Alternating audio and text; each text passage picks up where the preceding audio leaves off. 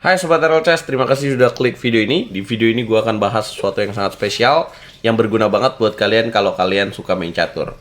Kalau kalian mulai langkah permainan catur dengan langkah D4, dan kalian bertemu dengan E5, masih suka bingung nggak? Nah, video ini adalah jawabannya. Jadi nonton video ini sampai habis, jangan lupa di like dulu, di share dan di subscribe, nyalakan lonceng notifikasi, dan jadi langganan di YouTube RLCS. Ini namanya Englund Gambit, teman-teman. Kalau menghadapi E5, setelah nonton video ini, gue jamin kalian gak akan kalah lagi. Dan kalian akan selalu menang. Caranya, makan aja pion di petak E5. Kalau hitam di sini lanjutin dengan queen ke petak E7, maka kalian jawab dengan langkah kuda ke petak F3. Kalau hitam di sini kuda ke petak C6, maka lanjutkan dengan jalan gajah ke petak F4. Loh, dia bisa queen B4 dong? Betul, biarkan saja. Kalian jawab gajah D2. Kalau dia di sini makan pion petak B2, jangan gajah C3 ya. Buat kalian yang belum tahu, yang diinginkan oleh pemain hitam adalah ketika kalian gajah C3, dia akan gajah B4. Dan ketika kalian queen D2, dia akan makan, kalian harus makan pakai queen. Dan kemudian queen ke petak C1, skakmat. Ya, jadi jangan sampai itu terjadi. Berarti waktu dia menteri makan B2, apa jawaban kita? Jawaban kita adalah kuda C3. Pionnya sama nih, pengembangan perwira kalian lebih cepat. Kalian bisa mengontrol petak D5 dengan nyaman. Wah, kalau dia kuda B4 gimana bang? Tenang aja, ada jawaban kuda D4, jaga pionnya juga. Loh, kalau dia C5 gimana bang? Coba gimana?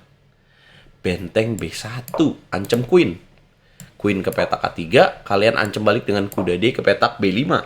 Kalau dia di sini queen ke petak A5, kalian mainin langkah A3, ancam kudanya. Gak mau dong kudanya mundur, kalian jawab kuda D5.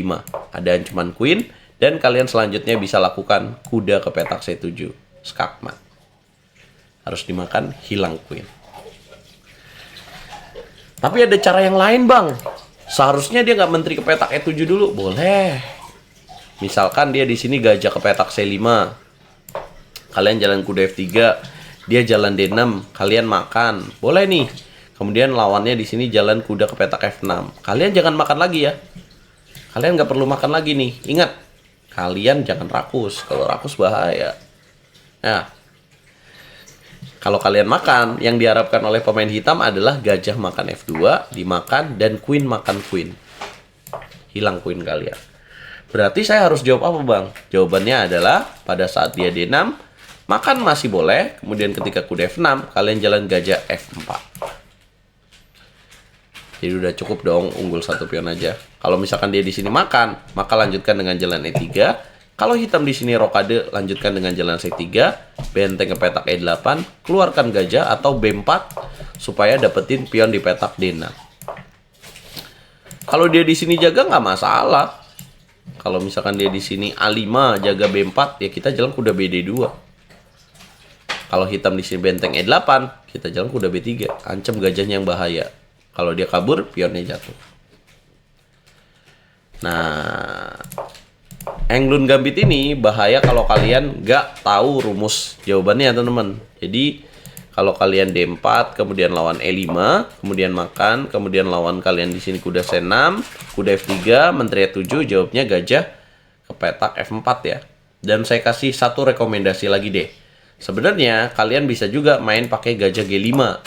Jadi kalau lawan kalian di sini skak menteri ke petak B4, nggak masalah kuda C3. Kalau dia di sini makan B2, maka kalian jawabnya gajah D2 tadi. Jadi buat langsung maksain ya, biar kita pancing balik tuh, biar dia menteri ke petak B4, kita kemudian gajah D2. Ada jawaban lain nggak sih? Kalau misalkan di sini hitamnya langsung mundur menteri ke petak B6, langsung menang kita dengan kuda D5 ya. Ancam queen nggak bisa ke sini, ada gajah. Kalau dia di sini jalan gajah ke petak B4, kita jalan apa? Benteng B1, queen ke petak A3, kita jalan kuda D5. Memaksakan pertukaran gajah, dimakan lagi dengan queen. Kalau dia di sini raja D8, apa jawaban terbaik putih, teman-teman? Gak usah buru-buru menteri G5, E4 aja. Posisi dia tuh udah gak nyaman secara posisional. Jadi kalau dia di sini kuda G ke petak E7, keluarin gajah aja, pelan-pelan aja, no need to rush, teman-teman. Karena posisinya udah hancur, posisinya udah nggak nyaman. Kalau dia di sini benteng E8, rokade. Ya, jadi bermainlah seperti minimal kayak gue lah, international master kayak gini teman-teman. Jadi nggak usah buru-buru, ntar juga kalah. Kalau misalkan dia di sini dapat pion, kelihatannya, padahal nggak juga. Kalau dia di sini makan kan kita bisa queen G5 tuh.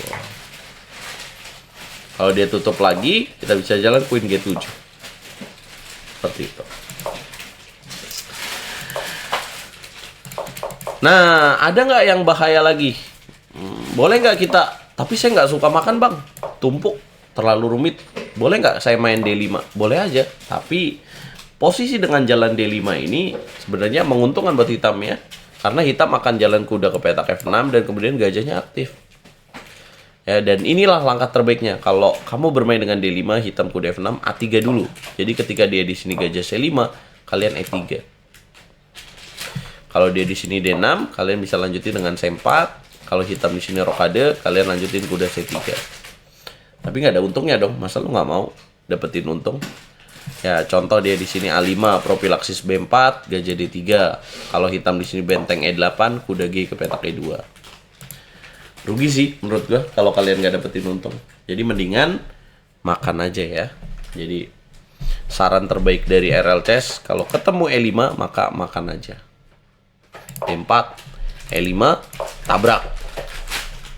Ada lagi nggak jawaban? Kalau dia gajah C5, selain kuda F3 bang, boleh nggak? Ya bagusnya kuda F3. Kuda C3 dulu boleh nggak? Boleh juga. Kuda C3 dia di sini kuda C6, kita kuda F3.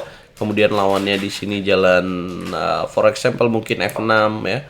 Ya kita jangan makan nih, kalau makan ngebantuin dia keluar. Jadi kita tunggu aja gajah F4 dulu. Jangan ngebantuin orang lain.